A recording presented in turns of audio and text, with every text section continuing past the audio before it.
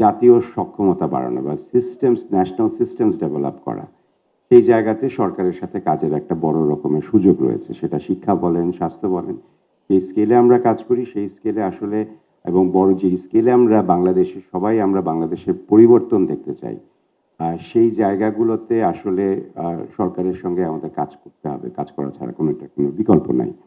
এবং ৫ নম্বর হচ্ছে যে আমরা যে প্রথমে যে নকশিকাঁথা দেখালাম যে ব্র্যাকেট সলিউশন ইকোসিস্টেম, যে সেইটা পুরোটা আমরা কিভাবে এই কাজে আমাদের ব্যবহার করতে পারি একসাথে কাজ করার ক্ষেত্রে, এবং পরিবারের পূর্ণ শক্তিটাকে আমরা কি কাজে লাগাতে পারি। কারণ এটা ছাড়া আসলে কোনো উপায় নেই। আমরা জানি যে বাংলাদেশে এবং বহির্বিশ্বেও যে ক্রান্তিকাল চলছে এবং এই কোভিডের পর থেকে যেটা শুরু হয়েছে, আল্টিমেটলি এখন আমাদের সবার কাজে ঝাঁপায় পড়া ছাড়া কোনো উপায় নেই আসলে, এবং খুব মাথা গুঁজে আগামী দিনগুলোতে কাজ করতে হবে, কারণ সমস্যা বাড়ছেই।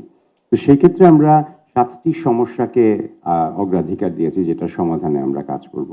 অ্যাটলিস্ট আমরা ১০ লাখ মানুষের নতুন কর্মসংস্থানের ব্যবস্থা করব, এবং সেটার জন্য আমাদের মাইক্রো ফাইন্যান্স আছে, আমাদের স্কিলস ডেভেলপমেন্ট আছে, এবং কিভাবে সমন্বিতভাবে আমরা কাজগুলো করতে পারি সেই জায়গাতে আমরা কাজ করব। রাফলি নতুন উদ্যোক্তা তৈরির পেছনে একটা বড় কাজ যাবে, এবং উদ্যোক্তা তৈরি ট্রেনিং এর পাশাপাশি ফাইন্যান্সিং, মার্কেট লিঙ্কেজ, সেই জায়গাগুলোতে কাজ করা।